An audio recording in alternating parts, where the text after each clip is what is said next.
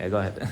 Ty, I'll start off with a fun one here. Luke Cunnins says he remembers the 2 fights against you. Did you guys have a laugh about that when you guys first joined up together here? Yeah, we had a good laugh. If I remember correctly, I think Dutchie from Dallas put us in touch because they played together in Nash and brought it up. We had a good laugh about it. We talked about it today when we played each other, just joking around. So yeah, it's fun. What's it been like just, coming here, obviously a newer opportunity for you, former first round pick, just maybe didn't quite work out in Dallas, just this opportunity here, a lot of fresh faces, new head coach.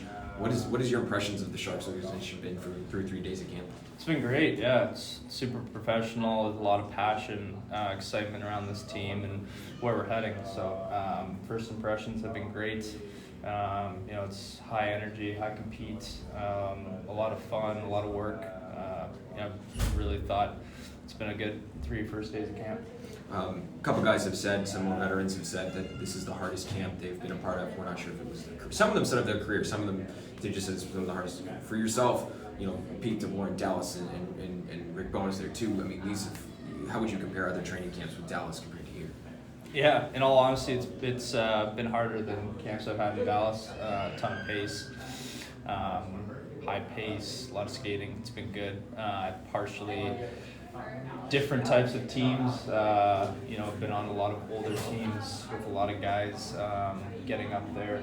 So it's different of what bodies can handle and whatnot. So I think, with a younger team, a lot of young guys, it's been great. A lot of pace, high energy. It's been a lot different. Do you like that difference? I mean, that's something that maybe kind of goes underrated. Guy who comes in, to an older team trying to break in. Now you got all these young guys. What does it do to the hockey mentality for yourself in a situation like this? Yeah, it's been 3 days. Still feeling it out a little bit. Still trying to get my bearings and the city, the room, the team. So I'll let you know in a bit. But it's been good. It's a different buzz around the rink.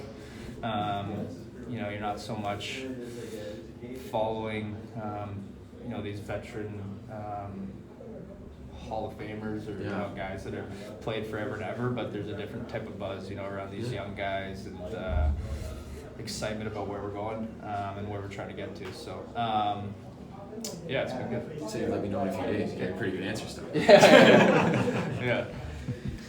Sorry, go ahead. Yeah, go. I was going to say, to kind of piggyback off what Max asked, this is not a clean slate for you, but it's a clean slate really for this team as well, a new coach, it's up and young coming talent.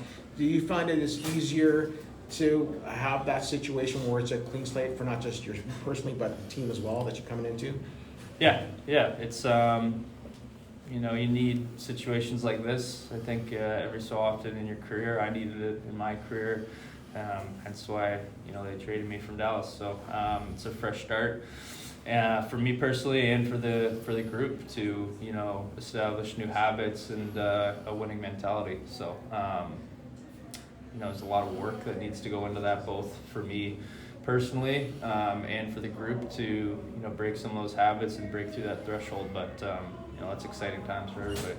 Are you kind of nice and settled into San Jose at this point? Yeah, settled in.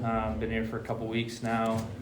Guys have been good about, welcoming me and, starting to know my way slightly around the city. One of the things that's been said so far is having that competitive mentality, but not just on the ice, but everywhere, like ping pong or whatever. Yeah. Have you seen that so far? Like, what are some of the things that just people have been competitive about? Yeah. Off the ice, not so much yet. I'm sure that'll come, as the group gets, more established and doing things within the team or within the group. On the ice, it's been great. We played a 3-on-3 little scrimmage with our group at the end of yesterday, and the losing team had a pretty good skate afterwards. So, you don't want to be on that losing side of the game and have to skate. So that's little things where you're fighting for, the extra goal to win that little game. Are you surprised how big, I don't know how much you've heard the name since you've been here, but obviously Joe Pavelski, right? Yeah. Sharks legend. Are you just, when walking around here, obviously you played with him, are you just surprised, do people talk to you about him? People ask you, like, well, obviously we're asking about him, but but just, are you surprised with just his impact here? Am I surprised? No. I mean, I know what he did here, and having, being with him for 4 years in Dallas, and become pretty good friends with him. You know, you see what the impact he's left, not only here in Dallas, but just on the game, and I guess especially here. So throughout those years, you know, I had a lot of guys here that created a winning environment and you know, a high standard. So he left his impact. I texted him the other day and said, I'm sick of seeing your face all over the room. Just kind of joking around, but no, he's earned that in every way. Are you seeing like just posters of him or yeah, around? In our room, there's a lot of pictures of him on the wall and whatnot. I know we asked you about this a couple months ago when we talked to you via Zoom, but you know, what pointers has he given you about the area kind of since then, since you talk with him, you know, regularly or whatever? Not a ton about the area. He more put me in touch with people that are here currently and could help me find a place and you know, show me around, that kind of stuff. Hi, I'm sorry, Curtis from the Mercury News. you're I'm good. sure you asked about Luke Cunnin already, is that right? Yeah. Had to. It was his research. I can't take credit for research, but he's the one who found it. Yeah. You guys aren't heavyweights or anything like that, but is it important to sort of, you know, if you see some guys taking liberties or whatever, so that you have these type of guys that can, you know, step in and back up a teammate, I guess. Yeah, I mean, we've played each other for a few years, and I've always liked his game. I don't know his game a ton, but I would say I guess we play pretty similar style games, and that's just two guys competing and you know, got on the wrong side of each other. So no harm done. He's been a great guy so far and been really welcoming, and we had a good laugh about it. There's a lot of talk, you know, coming into San Jose last couple of years, maybe some players felt that it was too easy for some opponents. Does that have to change this year with you guys, like just make it a tougher place to play? Yeah, just like physically or just in all areas? Yeah, just in all areas. Just that when teams leave San Jose, they say they know they're in a game. Yeah, there's. I think you have to be like that, whether that be competing or physicality, or just know that it's not going to be a breeze when you walk in here or an easy 2 points. So, you know, I can think of numerous teams or places you play on the road where before the game starts, you know, going in there, it's going to be a tough night. No matter if they're at the top of the league or wherever they are. So I think that's important to have more of that you know, you're going to have to fight for every inch, you know, when you come here. Your number is a 53. That's a little unusual. Any story behind that? Yeah, I wore it my whole life. I have a cousin used to race go-karts and passed away when I was young. So he raced with 53, and I have another cousin who currently still races snowmobiles, wears 53, and it's kind of a number in our family. And another cousin who has cerebral palsy and made it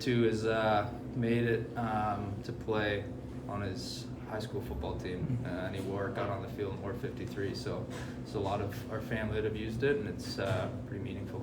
You know, Luke is kind of an agitated type, but he doesn't take dumb penalties when he's an agitator. So you kind of follow your game in that way as well. You consider yourself an agitator on the ice when you're on there? Yeah, I think I need to get back to it a little bit. I think for whatever reason, lost a bit of that in my game that I've always had, especially when I was younger, playing junior and in different leagues. So it's something, you know, I want to get back a little bit more of an edge, whether that be getting under people's skin, but being smart, or just being hard to play against. So looking forward to bringing that back.